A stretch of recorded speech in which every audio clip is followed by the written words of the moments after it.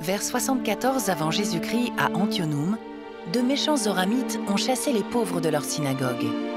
Alma le Jeune et Amulek enseignent à la partie la plus humble du peuple comment exercer la foi en Jésus-Christ. Basés sur des faits réels, tels qu'ils sont décrits dans le livre de Mormon, un autre témoignage de Jésus-Christ.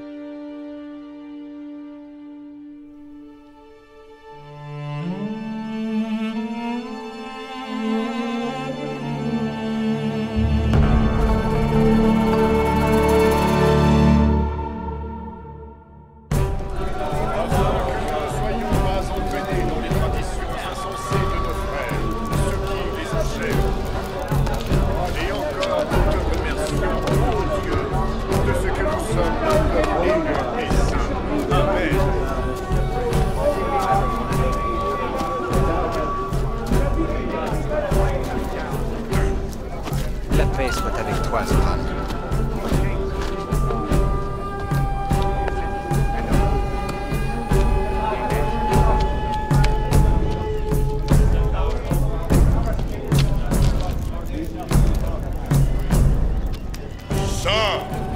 Saint Dieu, nous croyons que tu es Dieu. Et nous croyons que tu es saint.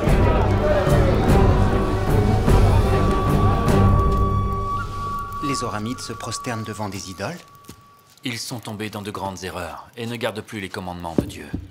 Ils pervertissent les voies du Seigneur. Nous craignons également qu'ils n'entrent en relation avec les Lamanites. Ce qui serait la cause d'une grande perte pour nous. Que devons-nous faire?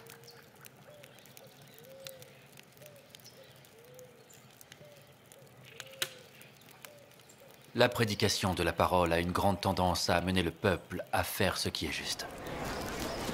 Elle a eu un effet plus puissant sur l'esprit du peuple que l'épée ou quoi que ce soit d'autre. Essayons donc la vertu de la parole de Dieu.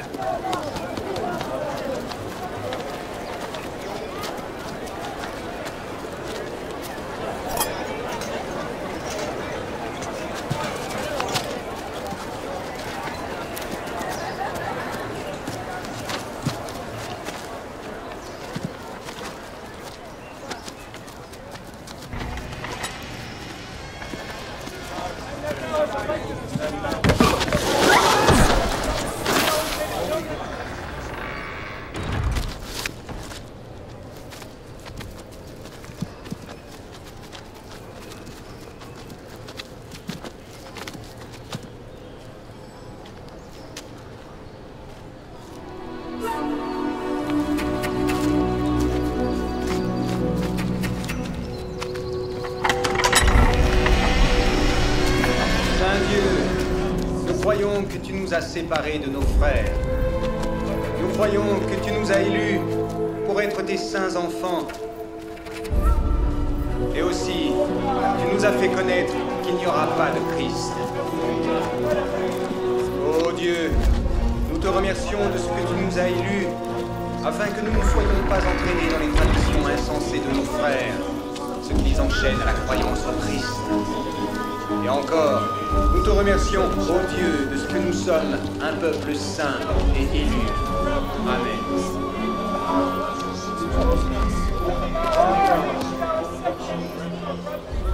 Pardonnez-moi. Qu'est-ce que ceci? Le Raméouton, la Sainte Chair. Saint Dieu, nous croyons que tu nous as séparés de nos frères. Saint Dieu, nous croyons que tu nous as élus. Mon cœur est peiné. Ce peuple est méchant et pervers. Son cœur est tourné vers l'or, et vers l'argent, et vers toutes sortes de choses raffinées. Il pratique le culte d'une manière que je n'ai jamais vue. Son cœur est enflé au point de se livrer dans son orgueil à de grandes vantardises. Oh, combien de temps, ô Seigneur, souffriras-tu que tes serviteurs demeurent ici-bas dans la chair, pour voir une aussi affreuse méchanceté parmi les enfants des hommes? Ô Seigneur, j'ai le cœur extrêmement attristé. veuille consoler mon âme dans le Christ. Ô Seigneur, veuille m'accorder d'avoir de la force afin que je souffre avec patience ces afflictions qui vont tomber sur moi à cause de l'iniquité de ce peuple. Ô Seigneur, veuille consoler mon âme et me donner le succès, ainsi qu'à mes compagnons de travail qui sont avec moi. Oui, veuille consoler leur âme dans le Christ. Veuille leur accorder d'avoir de la force, afin qu'ils supportent les afflictions qui tomberont sur eux à cause des iniquités de ce peuple. Ô Seigneur, veuille nous accorder de réussir à te les ramener dans le Christ. Ô Seigneur, leur âme est précieuse, et beaucoup d'entre eux sont nos frères. C'est pourquoi donne-nous, ô Seigneur, du pouvoir et de la sagesse, afin que nous te ramenions ceux-ci qui sont nos frères. Respectez les observances de l'Église. Persévérez dans la prière et la supplication quotidienne à Dieu, afin de ne pas entrer en tentation. Que feront ceux-ci, qui sont mes frères? Ils sont méprisés de tous les hommes à cause de leur pauvreté, et plus spécialement par nos prêtres. Ils nous ont chassés de nos synagogues, que nous avons abondamment travaillé à construire de nos mains. Ils nous ont chassés à cause de notre extrême pauvreté. Et nous n'avons aucun lieu pour adorer notre Dieu. Que ferons-nous? Pensez-vous que vous ne puissiez pas adorer Dieu si ce n'est dans vos synagogues? Pensez-vous que vous ne deviez adorer Dieu qu'une fois par semaine? Il est bon que vous soyez chassés de vos synagogues, afin que vous appreniez la sagesse. Car c'est parce que vous êtes chassés que vous êtes amenés à l'humilité de cœur. Car vous êtes nécessairement amenés à être humbles. Et maintenant, parce que vous êtes forcés d'être humbles, bénis êtes-vous. Car parfois, s'il est forcé d'être humble, l'homme cherche le repentir. Et maintenant, assurément, quiconque se repent trouve miséricorde.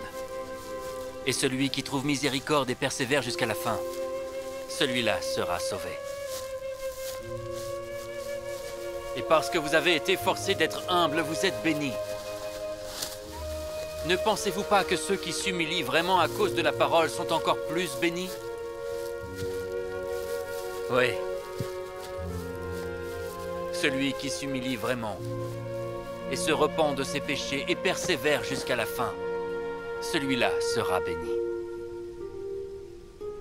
Il y en a beaucoup qui disent, si tu nous montres un signe du ciel, alors nous saurons avec certitude.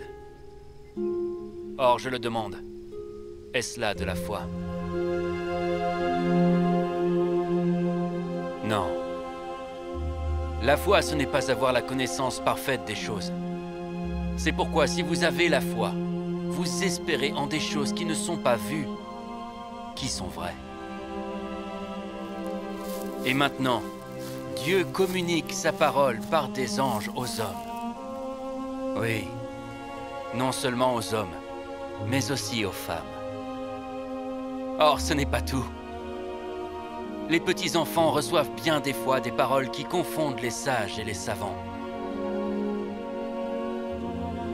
Or, comme je l'ai dit concernant la foi, que ce n'était pas une connaissance parfaite, ainsi en est-il de mes paroles. Vous ne pouvez pas, dès l'abord, savoir à la perfection qu'elles sont sûres, pas plus que la foi n'est une connaissance parfaite. Si vous faites l'expérience de mes paroles, et si vous faites preuve d'un tout petit peu de foi, oui, même si vous ne pouvez faire plus que désirer croire, laissez ce désir agir en vous jusqu'à ce que vous puissiez faire place à une partie de mes paroles. Nous allons comparer la parole à une semence. Si vous faites de la place pour qu'une semence puisse être plantée dans votre cœur, voici. Si c'est une vraie semence ou une bonne semence, si vous ne la chassez pas par votre incrédulité en résistant à l'Esprit du Seigneur, voici. elle commencera à gonfler dans votre sein. Et lorsque vous sentirez ces mouvements de gonflement, vous commencerez à dire en vous-même: il faut nécessairement que ce soit une bonne semence, ou que la parole soit bonne, car elle commence à m'épanouir l'âme. Oui, elle commence à m'éclairer l'intelligence. Oui, elle commence à m'être délicieuse. Et maintenant, voici. Votre connaissance est-elle parfaite? Oui. Votre connaissance est parfaite en cela. Et lorsque l'arbre commencera à pousser, vous direz: nourrissons-le avec grand soin, afin qu'il prenne racine, afin qu'il pousse et nous donne du fruit. Mais si vous négligez l'arbre et n'accordez aucune pensée à sa nourriture, voici, il ne prendra pas racine. Et lorsque la chaleur du soleil vient, il se dessèche et vous le rejetez. Or, ce n'est pas parce que la semence n'était pas bonne, mais c'est parce que votre terrain est aride et que vous ne voulez pas nourrir l'arbre. Si vous ne voulez pas nourrir la parole, attendant avec l'œil de la foi d'en avoir le fruit, vous ne pourrez absolument pas cueillir du fruit de l'arbre de vie. Mais si vous nourrissez la parole par votre foi, avec grande diligence et avec patience, attendant d'en avoir le fruit, elle prendra racine. Et voici, ce sera un arbre jaillissant jusque dans la vie éternelle. Et à cause de votre diligence et de votre foi et de votre patience à l'égard de la parole pour la nourrir afin qu'elle prenne racine en vous, voici, vous en cueillerez bientôt le fruit. Et vous vous ferez un festin de ce fruit jusqu'à ce que vous soyez rassasiés, de sorte que vous n'aurez ni faim ni soif. Alors vous récolterez les récompenses de votre foi et de votre diligence, de votre patience et de votre longanimité, attendant que l'arbre vous donne du fruit. Devons-nous croire en un seul Dieu afin d'obtenir ce fruit?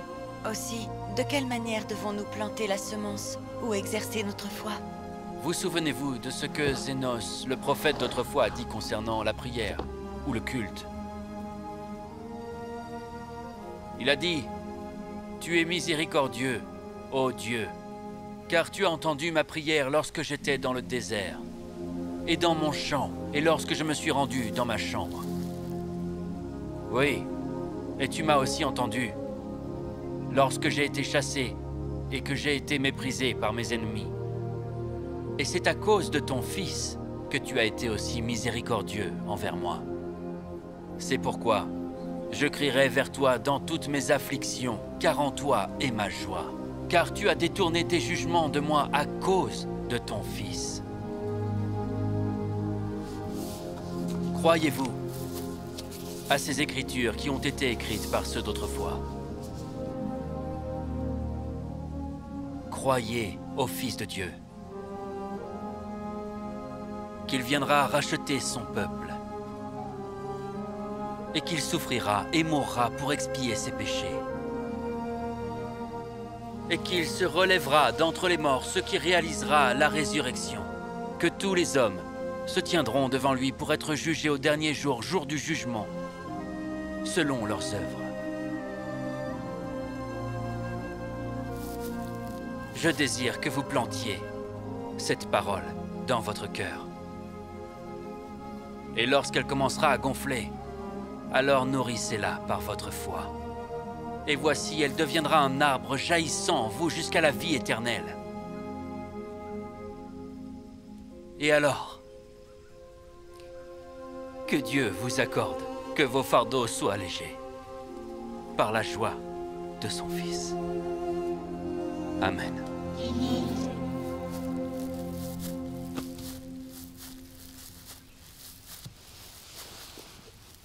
vous avez désiré de mon frère bien-aimé qu'il vous fasse connaître ce que vous devez faire à cause de vos afflictions. Et il vous a exhorté à la foi et à la patience. Et nous avons vu que la grande question que vous avez à l'esprit est de savoir si la parole est dans le Fils de Dieu ou s'il n'y aura pas de Christ. Je vais vous témoigner par moi-même que ces choses sont vraies. Je sais que le Christ viendra parmi les enfants des hommes pour prendre sur lui les transgressions de son peuple et qu'il expiera les péchés du monde car le Seigneur Dieu l'a dit. Car selon le grand plan du Dieu éternel, il faut qu'une expiation soit faite. Sinon, toute l'humanité va périr. Oui, tous sont déchus et perdus. Et sans l'expiation, ils périront. Et il est nécessaire qu'il y ait un grand et dernier sacrifice. Pas un sacrifice d'homme, ni d'animal. Ce ne sera pas un sacrifice humain, mais ce doit être un sacrifice infini et éternel. C'est là toute la signification de la loi, tout jusqu'au moindre détail annonçant ce grand et dernier sacrifice. Et ce grand et dernier sacrifice, oui, ce sacrifice infini et éternel, sera le Fils de Dieu. Et ainsi il apportera le salut à tous ceux qui croiront en son nom. Ceci étant le but de ce dernier sacrifice. Réaliser les entrailles de miséricorde, ce qui l'emporte sur la justice et fournit aux hommes le moyen d'avoir la foi qui produit le repentir. Et ainsi la miséricorde peut satisfaire aux exigences de la justice et les enserre dans les bras de la sécurité, tandis que celui qui n'exerce aucune foi qui produit le repentir est exposé à toute la loi des exigences de la justice.